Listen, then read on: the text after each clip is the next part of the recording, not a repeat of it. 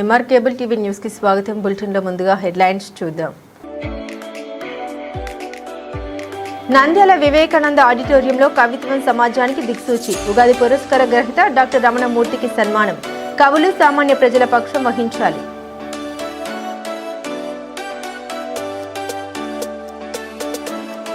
ప్రపంచ నీటి దినోత్సవం సందర్భంగా లయన్స్ క్లబ్ చలివేంద్రం ప్రారంభించిన doctor G Ravikrishna. Lions club సేవలు విస్తృతం చేస్తాం. నంద్యాల లయన్స్ క్లబ్ అధ్యక్షుడు సోమేశ్వర నాగరాజు.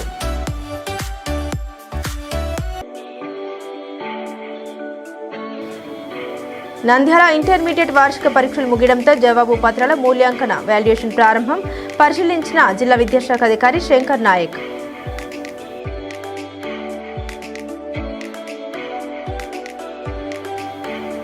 నంద్యాలలోని గాంధీ చౌక్లో గరికపాటి నరసింహారావు చేసిన వ్యాఖ్యలకు నిరసనగా వాల్మీకి బీసీ సంఘం నాయకులు ధర్నా. క్షమాపణ చెప్పేంత వరకు మా ఉద్యమం ఆగదు.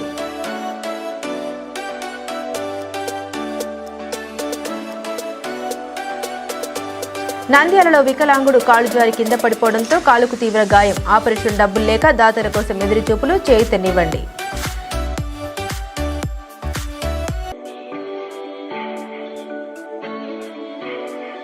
నంద్యాలలో ఎండలు తీవ్రంగా ఉండడంతో అమాంతంగా కొబ్బరి బోండాల ధరలు. పేదవాడికి భారమైన కొబ్బరి బోండాల ధరలు. కవిత్వం సమాజానికి దేశ నిర్దేశం చేసే శక్తిగా భావోద్వేగాల్ని ప్రతిబింబించే అద్దంలో ఉంటుందని సాహితీ స్రవంతి మిడ్ టౌన్ రోటరీ క్లబ్ అధ్యక్షులు ఎం శ్రీనివాసమూర్తి కేశవమూర్తి అన్నారు. సాహితీ స్రవంతి మిడ్ టౌన్ రోటరీ క్లబ్ సంయుక్త ఆధ్వర్యంలో నంద్యాలలోని వివేకానంద ఆడిటోరియంలో ప్రపంచ కవిత దినోత్సవాన్ని ఘనంగా నిర్వహించారు. ఈ కార్యక్రమంలో సాహిత్య ప్రస్థానం ఉగాది ప్రత్యేక సంచికను అతిథులు ఆవిష్కరించారు. సమితి కార్యదర్శి అన్నం శ్రీనివాసరెడ్డి కవిత్వం అనేది మనసులోని భావాలకు అక్షర రూపం. వేమన శ్రీ గురుజాడ అప్పారావు వంటి మహాకవులు తమ కవిత్వం ద్వారా సమాజాన్ని మేల్కొల్పారన్నారు. ముఖ్య అతిథి కళారాధన ప్రధాన కార్యదర్శి డాక్టర్ రవికృష్ణ మాట్లాడారు. కవిత్వం మనలో ఆలోచన పెంచుతుంది. జీవితంలో ఎదురయ్యే అనేక సమస్యలకు కవిత్వం దారి చూపిస్తుందన్నారు. ఆత్మీయ అతిథి కాపు కమిషన్ మాజీ చైర్మన్ వేదుల రామచంద్రరావు మాట్లాడారు. నేటి కవులు సామాన్య ప్రజల పక్షం వహించి వారి సమస్యల్ని తమ కవిత్వం ద్వారా లేవనెత్తాలన్నారు. సాహితీ స్రవంతి ప్రధాన కార్యదర్శి డాక్టర్ నీలం వెంకటేశ్వర్లు మాట్లాడారు. సమాజాన్ని మేల్కొల్పే శక్తి కవిత్వానికి ఉందన్నారు. మాతృభాష పరిరక్షణ. ప్రపంచ కవితా దినోత్సవాన్ని పురస్కరించుకొని మిడ్ టౌన్ రోటరీ క్లబ్ మరియు సాహితీ స్రవంతి ఆధ్వర్యంలో ఈరోజు నంద్యాలకు చెందినటువంటి కవులతో కవి సమ్మేళనం ఏర్పాటు చేశాం. అట్లే సాహితీ స్రవంతి తరపున వెలువడే ప్రస్థానం పత్రికను ఆవిష్కరించాం. అట్లే డాక్టర్ వైష్ణవ్ వెంకటరమణమూర్తి గారికి ఉగాది పురస్కారం అందిన శుభవేళ నంద్యాల కవులు, రచయితలు, సాహితీవేత్తలు, ప్రముఖులు అందరూ కూడా సార్ను సత్కరించే ఈ కార్యక్రమం చేస్తున్నాం. భవిష్యత్తులో కూడా తెలుగు సాహిత్య కార్యక్రమాలు ఇలాగే అనేక సాహితీ సంస్థలు నంద్యాలలో కృషి చేసి కొనసాగించడానికి వీలుగా ముందుకెళ్తామని సందర్భంగా తెలియజేస్తున్నాం. లాంగ్వేజ్ ఆఫ్ ల్యాండ్ అంటే ప్రతి భూమిలో నివసించే వ్యక్తులకు ఒక భాష అనేది ఉంటుంది. ఆ భాషలో మనం చెప్తే వారికి అది అర్థమవుతుంది. సో అర్థమయ్యే విధంగా చెప్పడానికి అనుకూలంగా తయారయ్యేదే మనం భాషగా తీసుకుంటాం. అంటే ప్రపంచ కవితా దినోత్సవము. ప్రపంచంలో చాలా దేశాలు ఉన్నాయి, చాలా భాషలు ఉన్నాయి. ఎక్కడ ఏ దేశంలో ఏ భాష అయితే ప్రజలకు దగ్గరగా ఉంటుందో, ప్రజల్లో ఉంటుందో ఆ భాషలో వచ్చే సాహిత్యం అనేది ఖచ్చితంగా అది మనసుకు రీచ్ అవుతుంది, ప్రజలకు రీచ్ అవుతుంది. తద్వారా మనం ఏ మార్పు కోరుకుంటున్నామో ఆ మార్పు జరుగుతుంది. సో అటువంటి దానికి సంబంధించి యునెస్కో వాళ్ళు ప్రపంచ కవితా దినోత్సవాన్ని 8th మార్చ్ ఏర్పాటు చేయడం. ఆ 8th మార్చ్ రోజున ప్రపంచంలో ఉండే అన్ని ప్రాంతాల్లో ఉండే కవులందరూ కూడా సమ్మేళనం ఏర్పాటు చేసుకుని అక్కడ వారు చేసిన ప్రయోగాలు, భాషలో వాళ్ళు చేసిన ప్రయోగాలను కూడా మన్ననం చేసుకోవడం, తద్వారా వాళ్ళను మనం ప్రోత్సహించడం ద్వారా ఈ సాహిత్యాన్ని ప్రజల్లో అభివృద్ధి చేయడానికి ఒక కార్యక్రమంగా మనం ఈ ప్రపంచ కవితా దినోత్సవాన్ని జరుపుకుంటున్నాం. ఈ రోజునే సాహిత్య ప్రస్థానాన్ని మనం ఇక్కడ ఆవిష్కరించుకోవడం, అలాగే మనకు పెద్దవారు రమణమూర్తి గారికి ఉగాది పురస్కారం రావడం ద్వారా వారిని కూడా మనం ఘనంగా అభినందించుకోవడం కూడా జరుగుతుంది. తెలుగు భాషను కానీ కవిత్వాన్ని కానీ కాపాడుకోవాల్సినటువంటి బాధ్యత ప్రతి ఒక్కరి మీద ఉంది. అదే కళారాధన సాంస్కృతిక సంస్థ తరఫున కూడా ప్రతి ఏటా కూడా తెలుగు పద్యాల పట్ల ఆసక్తి పెంచడం కోసం 25 సంవత్సరాల నుండి పిల్లలకి తెలుగు పద్యాలలో పోటీలు నిర్వహించడం, సంస్కృత శ్లోకాల పోటీలు నిర్వహించడం, కవితా గానం, కవితా రచన, లేఖా రచన తెలుగులోనే మాట్లాడదాం, ఈ విధంగా అదేవిధంగా తెలుగులో వ్యాసరచన, వక్తృత్వ పోటీలు, కథ చెబుతా వింటారా అనే పోటీలు, ఇవన్నీ కూడా చిన్నపిల్లల్లో, విద్యార్థుల్లో తెలుగు భాష పట్ల మక్కువ పెంచడానికి, భాషను నేర్చుకోవడానికి మేము మా వంతు కృషి చేస్తున్నాము. అదేవిధంగా మన మాతృభాషతో పాటు జాతీయ భాష హిందీలో కూడా మేము చెప్పినటువంటి పోటీలు అన్నీ కూడా నిర్వహిస్తున్నాం. అదేవిధంగా ప్రపంచ భాష అయినటువంటి ఆంగ్లం కూడా ఈరోజు ప్రజలకి, విద్యార్థులకి అవసరం కాబట్టి యువతకి ఆంగ్లంలో కూడా ఈ కార్యక్రమాలను నిర్వహిస్తున్నాం. మొత్తం మీద భాష అనేది మన మనసులో కలిగే భావాలని మరొకరి వ్యక్తం చేయడానికి ఉపకరించే ఒక వ్యక్తీకరణ చేయడానికి అవసరమైనటువంటి ఇదే భాష. కాబట్టి అటువంటి భాషను కాపాడుకోవడం కోసం ఈ ప్రపంచ కవితా దినోత్సవం రోజు కవి సమ్మేళనం నిర్వహించడం చాలా నంద్యాల లయన్స్ క్లబ్ ఆధ్వర్యంలో ఆదివారం ప్రపంచ నీటి దినోత్సవం పురస్కరించుకుని బాలాజీ కాంప్లెక్స్ లో కళారాధన, దివ్యాంగుల సంక్షేమ సంఘం కార్యాలయం వద్ద చలివేంద్రం ప్రారంభించారు. లయన్స్ క్లబ్ అధ్యక్షుడు సోమశిల నాగరాజు అధ్యక్షతన జరిగిన ఈ కార్యక్రమంలో డాక్టర్ రవికృష్ణ చలివేంద్రాన్ని రిబ్బన్ కట్ చేసి ప్రారంభించారు. ఈ సందర్భంగా డాక్టర్ రవికృష్ణ, సోమశిల నాగరాజు మాట్లాడారు. ప్రపంచ నీటి దినోత్సవం సందర్భంగా వేసవి తీవ్రతను దృష్టిలో ఉంచుకుని చల్లటి నీటిని ప్రజలకు అందుబాటులో ఉంచాలని చలివేంద్రాన్ని ప్రారంభించామన్నారు. ప్రజలు నీటిని పొదుపుగా వాడడం అవసరమన్నారు. అనవసరంగా నీటిని వృధా చేయకుండా చూసుకోవాల్సిన బాధ్యత ప్రతి ఒక్కరి మీద ఉందన్నారు. ప్రాణధారమైన నీటిని సక్రమంగా వినియోగించుకోవాలన్నారు. ఈ కార్యక్రమంలో నంద్యాల జిల్లా దివ్యాంగుల సంక్షేమ సంఘం అధ్యక్షులు ఎంపీవి రమణయ్య, లయన్స్ క్లబ్ మాజీ అధ్యక్షులు చంద్రమోహన్, సీనియర్ సభ్యులు మేడం చంద్రశేఖర్, రామయ్య, కళారాధన సభ్యుడు శివరామరెడ్డి, నారాయణరెడ్డి, బాలచంద్రుడు తదితరులు పాల్గొన్నారు. వరల్డ్ వాటర్ డే సందర్భంగా క్యాలెండర్ ఈవెంట్ అయిన ఈ రోజును మన దివ్యాంగులు, కళారాధన మెంబర్స్ ఎన్నో రకాల సాంస్కృతిక కార్యక్రమాలు జరిగే మన ఆఫీస్ ముందు చలివేంద్రం ఓపెన్ చేయడం చాలా ఆనందంగా ఉంది. ఇక్కడికి అనేక మంది వస్తూ ఉంటారు. పక్కనే కేశవరెడ్డి స్కూలు, తర్వాత ఇంకా కాలేజెస్, ఇది మెయిన్ రోడ్డు. దాహం తీర్చడానికి ఇది ఒక మంచి ప్లేస్ అవుతుంది అనే ఉద్దేశంతో ఇక్కడ ఏర్పాటు చేయడం జరిగింది. ఇటువంటి కార్యక్రమాలు చాలామంది సహకారంతో ముందుకు తీసుకుపోతామని తెలియజేస్తూ నీటిని పొదుపు చేయడం, నీటిని సద్వినియోగం చేసుకోవడం, నీటిని వృధా చేయడం చాలా చాలా అవసరం అనగా అందరి సౌజన్యంతో ఈ కార్యక్రమాన్ని ముందు సాగిస్తారని తెలియజేస్తూ ఈరోజు ప్రపంచ నీటి దినోత్సవం వరల్డ్ వాటర్ డే సందర్భంగా నంద్యాల లయన్స్ క్లబ్ ఆధ్వర్యంలో లయన్స్ క్లబ్ అధ్యక్షులు సోమేశ్వర నాగరాజు గారి సౌజన్యంతో నంద్యాల బాలాజీ కాంప్లెక్స్లో కళారాధన, దివ్యాంగుల సంక్షేమ సంఘం కార్యాలయం వద్ద ఈ water centre, summer water centre చలివేంద్రాన్ని ఏర్పాటు చేయడం జరిగింది. ప్రతిరోజు కూడా ఇక్కడ కూల్ వాటర్ని అందుబాటులోకి తీసుకొని వచ్చినారు. టౌన్లోకి ఎంతోమంది, చాలామంది పనుల మీద వస్తుంటారు కాబట్టి వాళ్ళకి, లేదా టౌన్లో ఉండే వాళ్ళే కూడా ఎండకు తిరుగుతున్నప్పుడు మధ్యలో ఎక్కడైనా నీళ్లు తాగాలనిపించినప్పుడు వెంటనే అక్కడ అందుబాటులో నీళ్లు ఉంటే మంచిది. అదిగాక మంచినీళ్ళు, అదేవిధంగా చల్లటి నీళ్లు అందజేయడం చాలా మంచి విషయం. ముఖ్యంగా ప్రజలకు కూడా విజ్ఞప్తి చేసేది ఏమంటే, ఈ వేసవి కాలంలో నీటి కొరత రాకుండా ఉండాలంటే మనం నీటిని వృధా చేయకుండా ఉండడం చాలా అవసరం లేకుండా నీటిని ఎట్లా అంటే అట్లా వాడడం అనేది సరైన పద్ధతి కాదు. సమ్మర్లోనే కాదు, ఎప్పుడు కూడా నీటిని పొదుపుగా వాడుకోవడం, అవసరానికి ఎంతనో అంతనే వాడుకోవడం అనేది చాలా అవసరం. నీరు అనేది మనిషికి ప్రాణాధారమైనది కాబట్టి నీటితోనే మొత్తం ప్రపంచం అంతా ఉంది. మన పంటలు సాగు కావాలన్నా, లేకపోతే మనం బతకాలన్నా కూడా నీరు లేనిదే జీవితం లేదు. కాబట్టి ఈరోజు ఈ వరల్డ్ వాటర్ డే సందర్భంగా లయన్స్ క్లబ్ తరఫున ఈ వాటర్ కేంద్రాన్ని, చలివేంద్రాన్ని ఏర్పాటు చేయడం చాలా సంతోషకరమైన విషయం. దీన్ని ఈ ప్రాంతంలో తిరిగే ప్రజలు సద్వినియోగం చేసుకోవాల్సిందిగా కోరుతున్నాను. నంద్యాల ఇంటర్మీడియట్ వార్షిక పరీక్షలు ముగియడంతో జవాబు పత్రాల మూల్యాంకన వాల్యుయేషన్ ప్రక్రియ ఈ రోజు నుండి ప్రారంభమైంది. నంద్యాల ప్రభుత్వ బాలికల ఉన్నత పాఠశాలలో ఉపాధ్యాయులతో ఈ వాల్యుయేషన్ కార్యక్రమాన్ని నిర్వహిస్తున్నట్లు జిల్లా విద్యాశాఖ అధికారి శంకర్ నాయక్ తెలిపారు. ఈ సందర్భంగా ఆయన మాట్లాడారు. ప్రభుత్వ గుర్తింపు కార్డు కలిగిన ఉపాధ్యాయులతోనే పేపర్ వాల్యుయేషన్ చేపడుతున్నామని పేర్కొన్నారు. అన్ని ఏర్పాట్లు సక్రమంగా నిర్వహించబడుతున్నాయని, నియమ నిబంధనలకు అనుగుణంగా మూల్యాంకనం కొనసాగుతుందని తెలియజేశారు. మరి ఇంటర్మీడియట్ ఎగ్జామినేషను మరి ఈ నెల 24తో ముగుస్తుంది. మేజర్ ఎగ్జామ్స్ అన్నీ కూడా 18వ తేదీ నాటికే కంప్లీట్ అయింది. మరి మన జిల్లాకు పేపర్ వాల్యుయేషన్ క్యాంపు కూడా మరి ఈ రోజు నుంచి పునఃప్రారంభం అవుతూ ఉంది. అంటే ఈ రోజు అనగా 22/3/2026 తేదీ నుండి మరి సాంస్క్రిట్ సబ్జెక్ట్తో పాటు మ్యాథమెటిక్స్, ఇంగ్లీషు, ఎకనామిక్స్, అలాగే హిందీ, హిస్టరీ, ఈ 7 సబ్జెక్టులు కూడా ఈ రోజు నుంచి క్యాంపు ప్రారంభం అవుతా ఉంది. మరి దాదాపుగా బోర్డ్ ఆఫ్ ఇంటర్మీడియట్ వాళ్ళు మనకు 2 లక్షల పేపర్లు అన్ని సబ్జెక్టులు కలిపి మరి అలాట్మెంట్ అనేది మన జిల్లాకు కేటాయించడం అనేది జరిగింది. మరి ఇందుకు సంబంధించినటువంటి అపాయింట్మెంట్ ఆర్డర్స్ అన్ని కూడా బోర్డు అధికారులు మనకు పంపించారు. మరి అన్ని సబ్జెక్టుల్లో కూడా ఆర్డర్స్ వచ్చేసి ఉన్నాయి.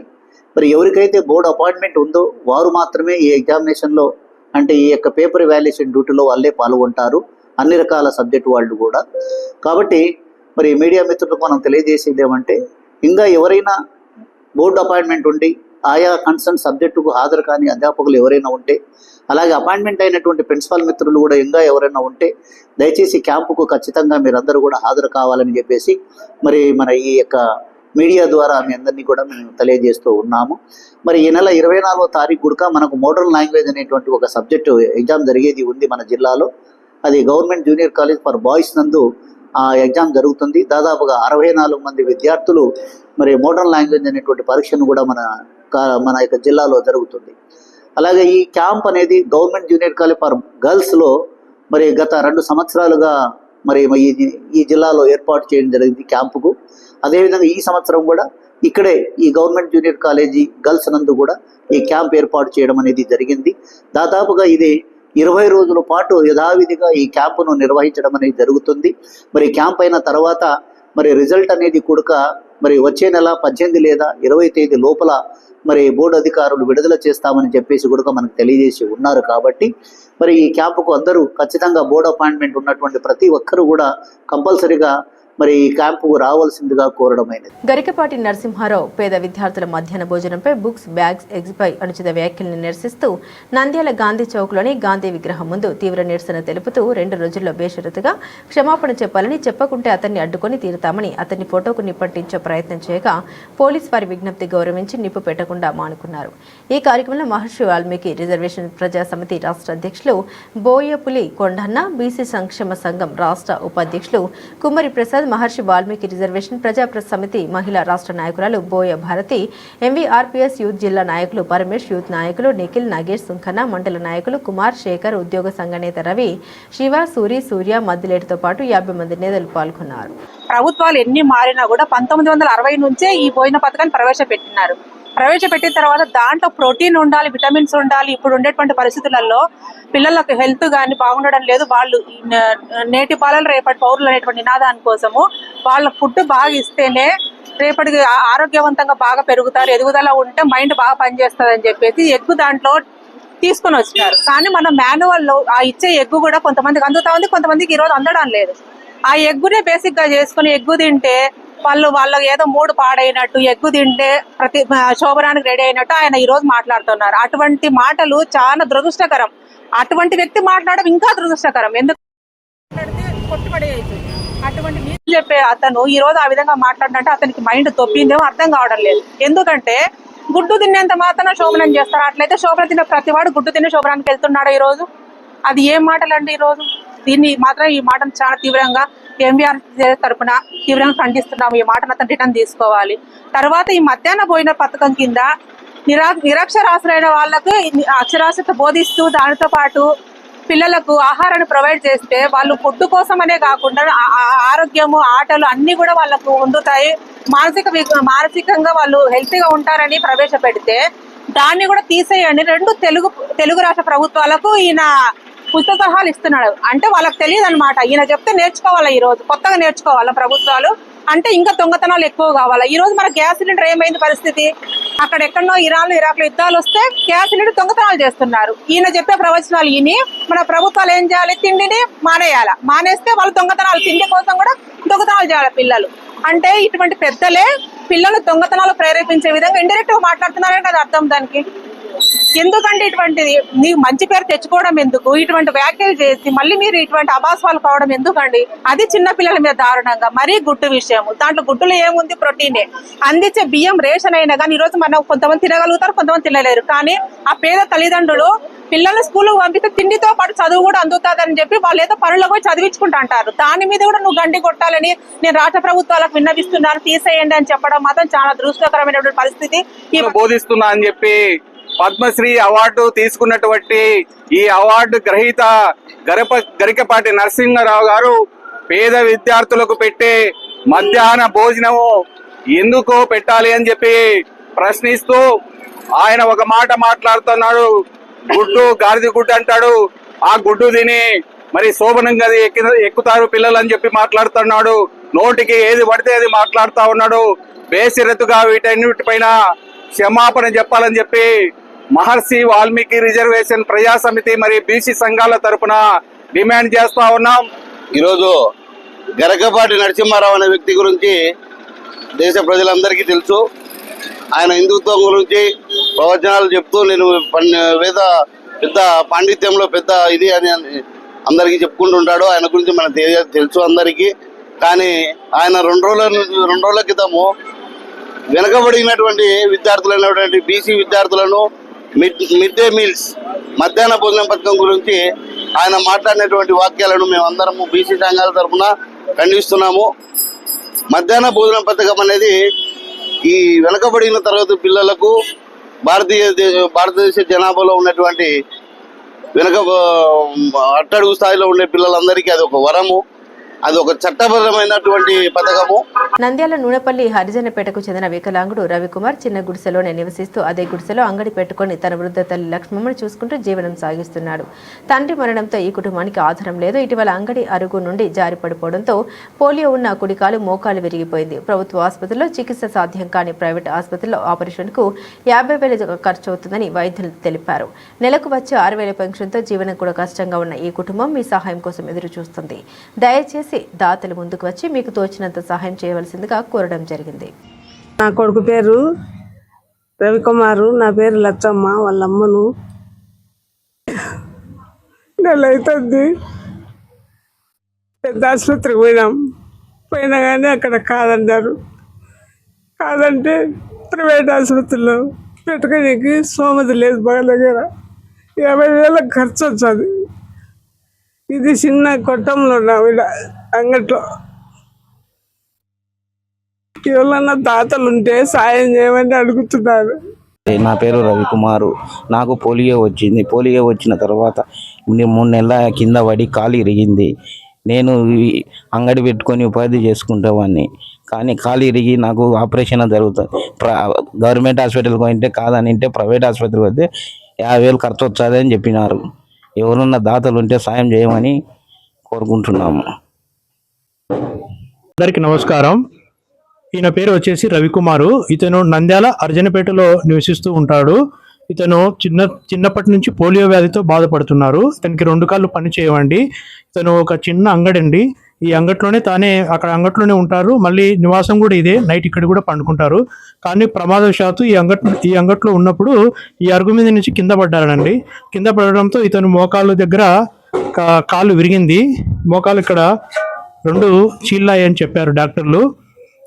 కావున ఈ ప్రైవేట్ హాస్పిటల్కి వెళ్ళారు. అక్కడ ఆపరేషన్ చేయాలని చెప్పారు. ఒక 50,000 రూపాయలు ఖర్చు వస్తుందని డాక్టర్లు తెలియజేశారు.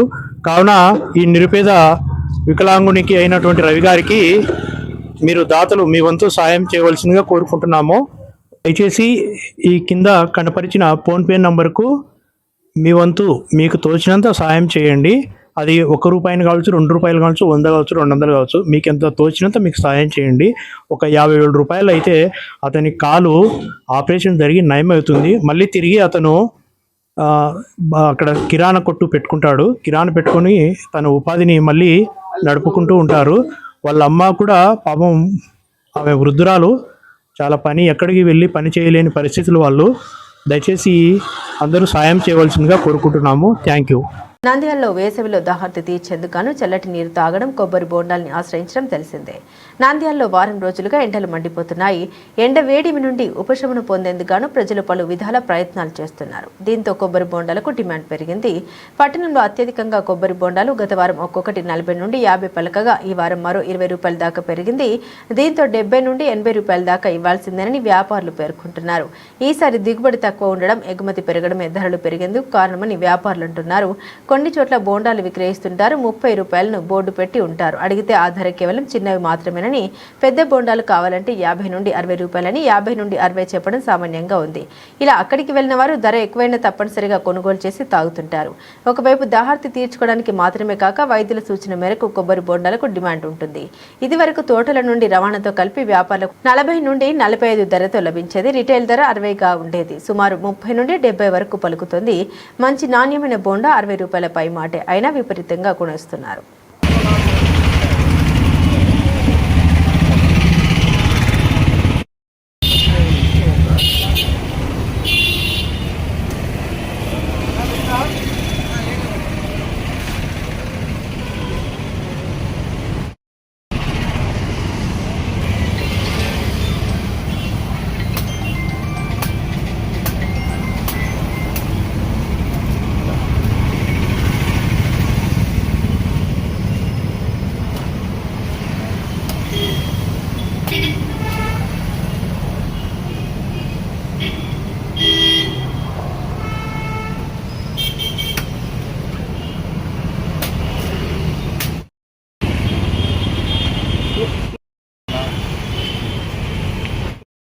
చల్లది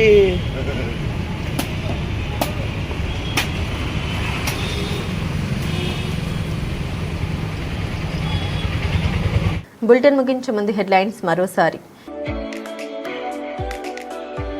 నంద్యాల వివేకానంద ఆడిటోరియంలో కవిత్వం సమాజానికి దిక్సూచి. ఉగాది పురస్కార గ్రహీత డాక్టర్ రమణమూర్తికి సన్మానం.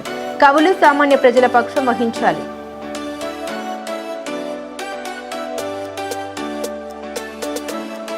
ప్రపంచ నీటి దినోత్సవం సందర్భంగా లయన్స్ క్లబ్ చలివేంద్రం ప్రారంభించిన doctor G Ravikrishna. Lions club సేవలు విస్తృతం చేస్తాం. నంద్యాల లయన్స్ క్లబ్ అధ్యక్షుడు సోమేశ్వర నాగరాజు.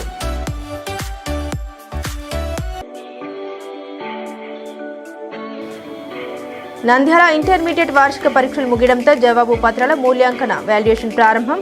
పరిశీలించిన జిల్లా విద్యాశాఖ అధికారి శంకర్ నాయక్.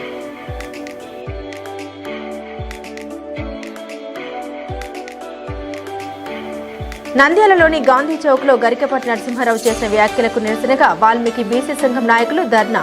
క్షమాపణ చెప్పేంత వరకు మా ఉద్యమం ఆగదు.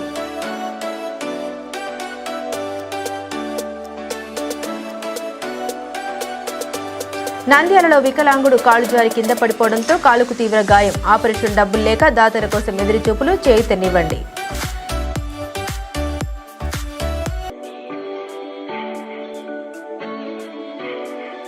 నంద్యాలలో ఎండలు తీవ్రంగా ఉండడంతో అమాంతంగా కొబ్బరి బోండాల ధరలు. పేదవాడికి భారమైన కొబ్బరి బోండాల ధరలు. ఇవి బులెటిన్ అప్డేట్స్. మరిన్ని అప్డేట్స్ కోసం చూస్తూనే ఉండండి MR కేబుల్ టీవీ న్యూస్.